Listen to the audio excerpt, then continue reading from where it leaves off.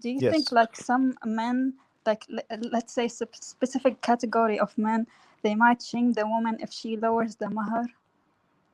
They might what? Like they might shame the woman if if she lowers the mahar, like you are cheap, I married you for free. I've never heard that. Is that something you've heard before? I have heard it. Like I'm not saying all guys like that, but I have heard it. Look, let's try and understand why mahars have become expensive in the first place. Okay. The idea behind an expensive mahar or an expensive mu'akhar, and a mu'akhar, for those who don't know what mu'akhar is basically an insurance policy.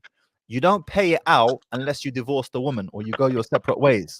So it's like it's early exit fee. That's what it is. It's an early exit fee. So you got to pay, for example, 1 kilo in gold if you divorce her or you go your separate ways. Why have mahars become so expensive? Well, the idea or the logic is if I charge this man a lot of money for my daughter, he is less likely to leave her. Okay. I'll tell you why that logic is flawed. The reason why it is flawed is because most women are the ones doing the divorcing, not the other way around.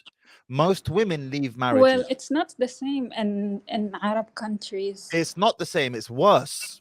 I've spoken to Coach Karim. Coach Karim, he lives in Jordan. He said to me, okay, Coach Karim said to me, in Jordan, the khul rate or the rate at which the women are asking for divorce is as high as 90%. Brother Gabriel al-Romani, I had a discussion with him last year, and he spoke to one of the mashayikh in the Middle East. He didn't mention which country in the Middle East. He just said the Middle East. And he said, one of the mashayikh said to him, the women are asking for khul like they're changing their slippers. But Those were his words.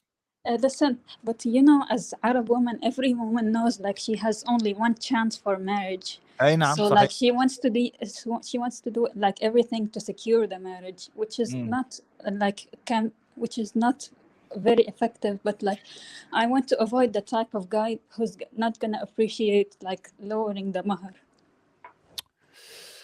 I understand your dilemma, and I'll say to you this: if he's a decent, respectable man who fears Allah subhanahu wa ta'ala, this is not going to be a problem.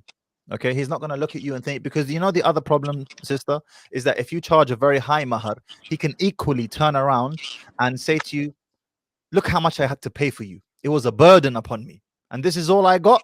He can feel ripped off, and he can constantly rub it in your face. Now, this is his responsibility. If a man decides to pay 50,000 mahar, he's the hmar. Okay, he's the donkey. Especially if it's something that he couldn't afford. If he's a regular man, if he's a very rich man, it's different. Okay, but if he's a regular dude and he couldn't afford it, he's the donkey for agreeing to this. But it's something that he can use against you and throw it against you. So if it's a decent man, he comes from a good family, he fears Allah subhanahu wa ta'ala, you don't need to worry too much about this. You're going to start going into analysis paralysis. So if you like that clip and you want to watch another one, click right here. And if you want to watch the entire podcast, click right here.